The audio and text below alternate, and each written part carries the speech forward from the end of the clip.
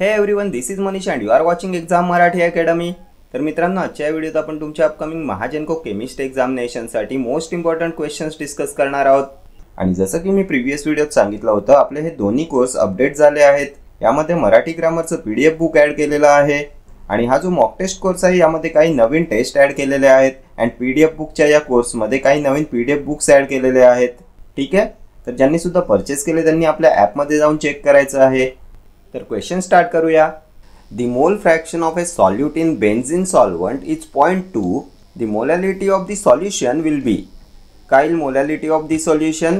If the mole fraction of a solute in benzene solvent is 0.2. Previous year विचारण्यात आलेला question आहे। Molality कॅल्क्युलेशनचा question प्रत्येक एक्झामला विचारण्यात येतो, खूप इम्पॉर्टंट आहे। तर क्वेश्चनमध्ये आपल्याला काय दिले? मोल फ्रॅक्शन ऑफ दी सॉल्यूट किती? 0.2। सॉल्वंट कोणता आहे? तर बेन्झीन सॉल्वंट। मोलॅलिटी काय असते? तर moles of solute per kilogram of solvent.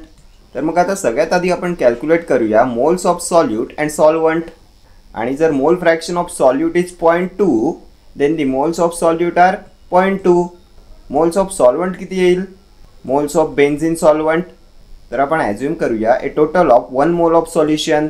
So moles of solvent येईल 1 मायनस 0.2 किती येतील? 0.8। आता आपण कॅल्क्युलेट करूया मास ऑफ बेन्झीन। कसं कॅल्क्युलेट करणार?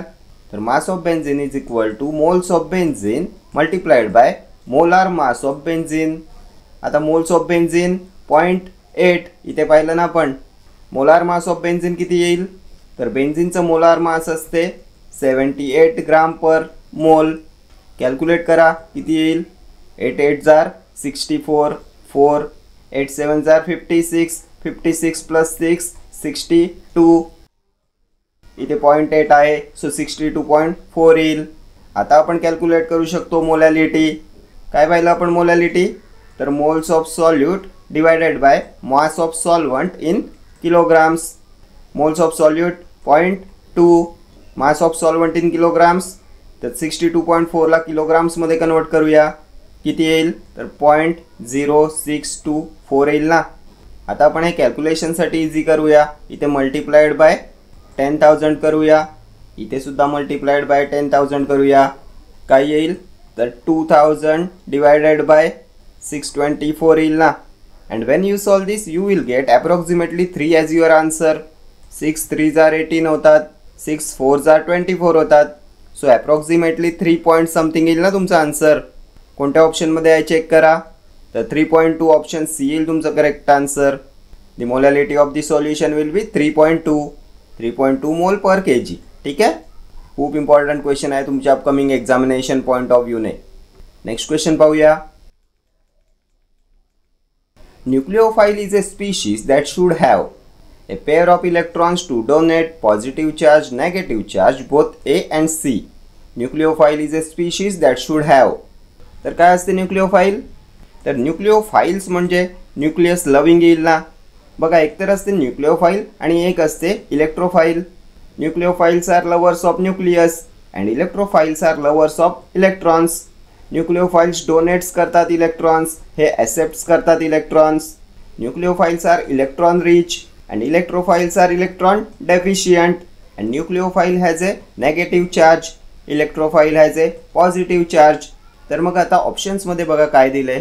ए pair of electrons to donate काय येईल? तर आपण पाहिलं ना न्यूक्लियोफाइल डोनेट्स इलेक्ट्रॉन, सो हे करेक्ट आहे। पॉझिटिव्ह चार्ज, तर पॉझिटिव्ह चार्ज आपण बघितला इलेक्ट्रोफाइल्सचा। Nucleophile has a negative charge, so B incorrect येईल, सी करेक्ट येईल। Nucleophile is a species that should have negative charge, so option D येईल तुमचं correct answer, both A and C। न्यूक्लियोफाइलचा असतो नेगेटिव्ह चार्ज आणि हे डोनेट करतात electrons. ठीक आहे, नेक्स्ट क्वेश्चन पाहूया। The full form of STM is scanning tunnelling microscope, scientific technical microscope, systematic technical microscope, super tensile microscope. काय येईल फुल फॉर्म ऑफ STM? तर स्कॅनिंग टनेलिंग मायक्रोस्कोप येईल ना। Option A will be your correct answer. STM is scanning tunnelling microscope. हा scanning tunnelling microscope असतो type of scanning probe microscope. ठीक आहे, next question पाहूया। Density of typical standard petrol is किती असते typical standard पेट्रोलची डेन्सिटी, तर 0.720 to 0.735 gram per centimetre cube असते ना. ऑप्शन येईल तुमचं correct answer. 0.720 to 0.735 grams per cubic centimetre. Next question पाहूया. Which ratio decides the efficiency of nanomaterials? Weight to volume, surface area to volume, volume to weight, pressure to volume. कोणता ratio decide करतो यापैकी the efficiency of नॅनोमटेरियल्स? तर हे जे nanomaterials असतात यांची small size असते and due to their small size they have much higher surface area. यांचा हायर सरफेस एरिया असतो relative to their volume. So option B येईल तुमचं correct answer. Surface area to volume decides the efficiency of nanomaterials. ठीक आहे. नॅनोमटेरियल्सच्या ज्या properties असतात त्या enhance होतात जर high surface area to volume ratio असेल तर. ठीक आहे. नेक्स्ट क्वेश्चन पाहूया. Determination of calcium by EDTA titration required which of the following indicator? Phenolphthalein, starch, pattern readers, all of the above. Determination of calcium by EDTA titration required which of the following indicator? कोणत्या इंडिकेटरचा use कराल for determination of calcium by EDTA titration? तर pattern readers इंडिकेटरचा use कराल ना. Option C will be your correct answer. Pattern readers indicator is used in the determination of calcium by EDTA titration. काय असते pattern readers indicator? तर it is also known as calcon carboxylic acid. When all calcium ions have reacted with EDTA, pattern readers indicator changes color from pink or red to blue. ठीक है. Next question पाहूया. Which statement is correct? Nanoparticles due to their extremely small size can travel through all membranes and reach brain. Nanoparticles, if functionalized properly, reach to brain by crossing blood-brain barrier. Nanoparticles like drugs need to be metabolized by human body and then can reach any organs. Nanoparticles can never enter in a human body. कोणतं statement येईल correct? तर nanoparticles can never enter in a human body. Correct आहे का? तर incorrect आहे.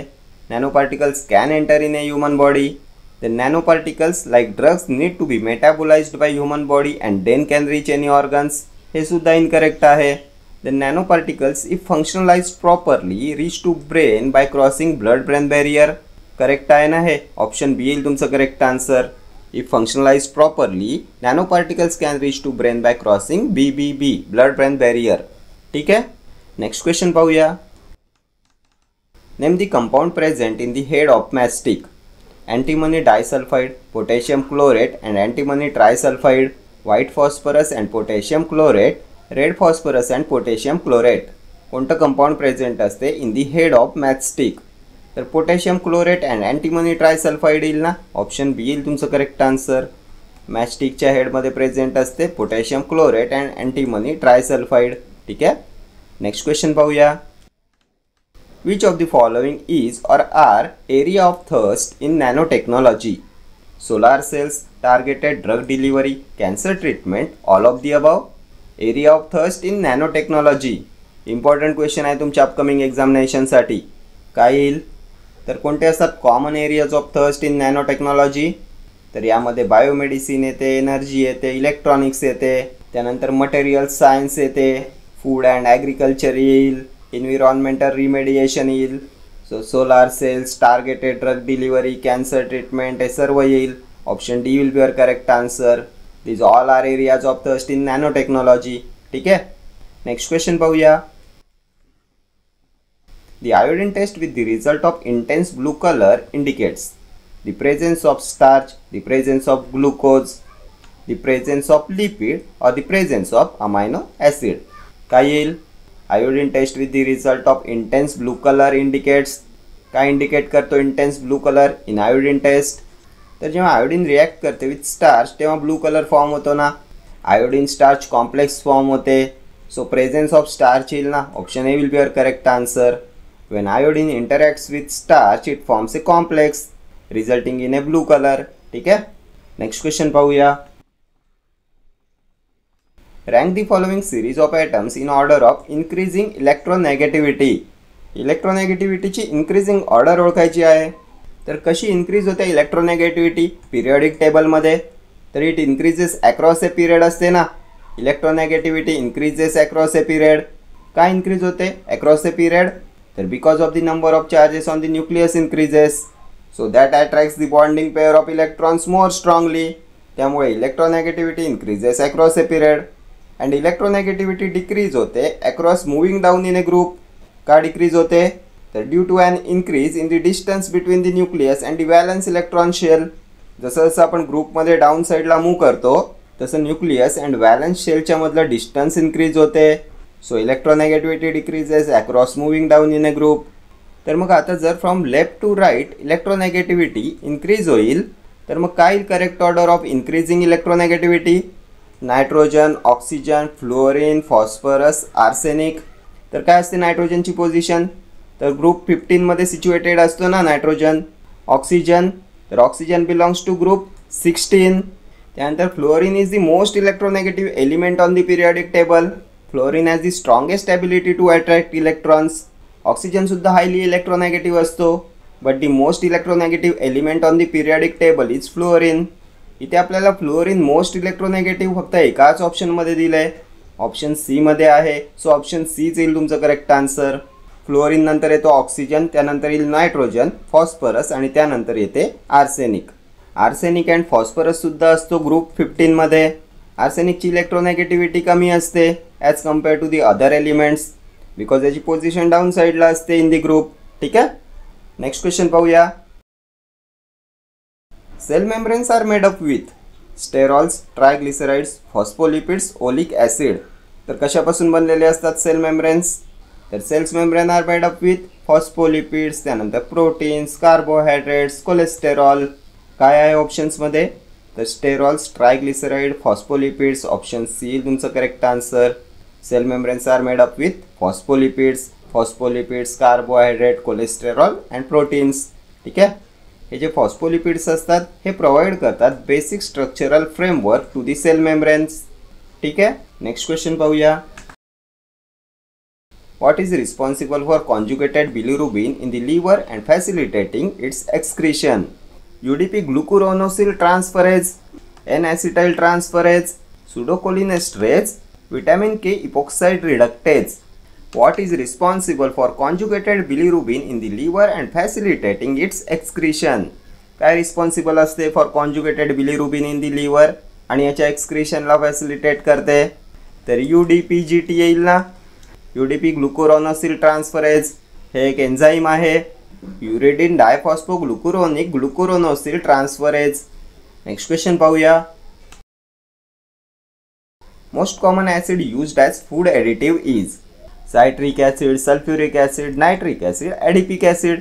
Most common acid used as food additive, तर citric acid येईल ना. ऑप्शन येईल तुमचं करेक्ट आन्सर. काय असते citric acid, C6H8O7. Sulphuric acid H2SO4. Dibasic acid असते ना सल्फ्युरिक ॲसिड.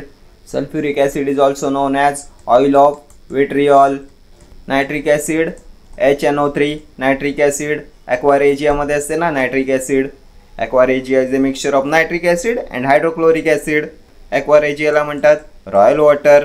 का म्हणतात रॉयल वॉटर, तर it can dissolve noble metals like platinum, gold. ठीक आहे, रॉयल वॉटरचा क्वेश्चनसुद्धा खूप वेळा एक्झामला रिपीट होतो. रॉयल वॉटर असते nitric acid and hydrochloric acid. Next question पाहूया. Which statement correctly describes Hess's law? The enthalpy of all reactants in their standard states is defined as 0. Enthalpy changes may only be calculated if one or more of the reactants are an element. The enthalpy change of a reaction is independent of the route taken. The enthalpy change of a reaction may only be calculated at 1 atmospheric pressure at 25 degrees Celsius. Which statement correctly describes Heth's law? तर काय असतो Heth's law? तर यामध्ये total enthalpy change for a chemical reaction is independent of the pathway taken असते ना. Independent of the route taken येईल. Option C will be your correct answer.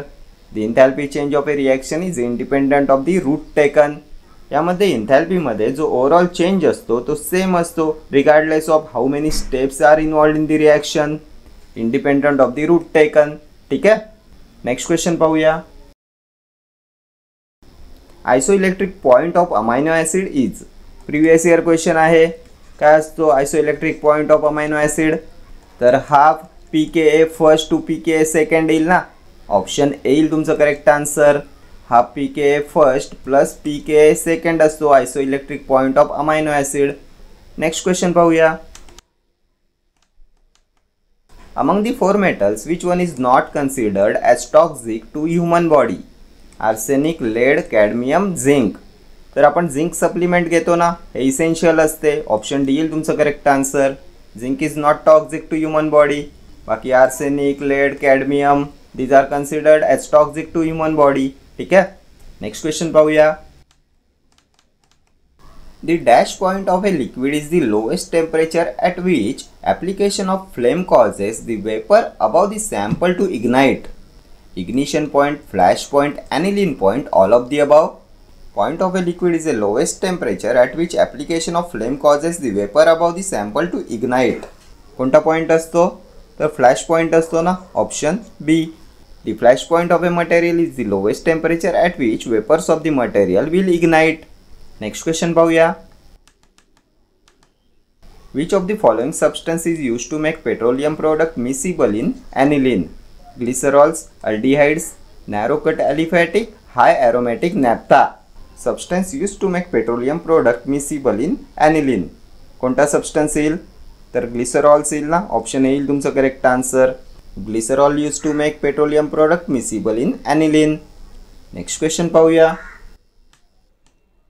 A mixture of naphthalene and oxalic acid can be separated by chromatography, sublimation, fractional crystallization, distillation. कसला use करतात to separate a mixture of naphthalene and oxalic acid? तर सब्लिमेशनचा use करतात ना to separate a mixture of naphthalene and oxalic acid, option B. Next question पाहूया. Alicyclic compounds are aromatic compounds, aliphatic cyclic compounds, heterocyclic compounds, none of these. काय असतात ॲलिसायक्लिक compounds? तर aromatic compounds असतात का? तर ॲलिसायक्लिक कंपाऊंड्स नॉन ॲरोमॅटिक असतात ना, so aromatic compounds येणार नाही. ॲलिफॅटिक सायक्लिक कंपाऊंड्स असतात का? तर ॲलिसायक्लिक कंपाऊंड्समध्ये ॲलिफॅटिक चेन असू शकते. Alicyclic compounds can have aliphatic chains attach to the ring. आणि सायक्लिक कंपाऊंड्स असतात ही alicyclic compounds, so option B येईल तुमचं correct answer. Alicyclic compounds possess a ring of carbon atoms which is similar to cyclic compounds. ठीक आहे. So alicyclic compounds are aliphatic cyclic compounds. काय येते यामध्ये? तर सायक्लोप्रोपेन येते, सायक्लोब्युटेन येते, सायक्लोहेक्झेन येते, सायक्लोहेप्टेन येते, सायक्लोऑक्टेन येते. ठीक आहे. ही सर्व आहेत examples of alicyclic compounds. Next question पाहूया.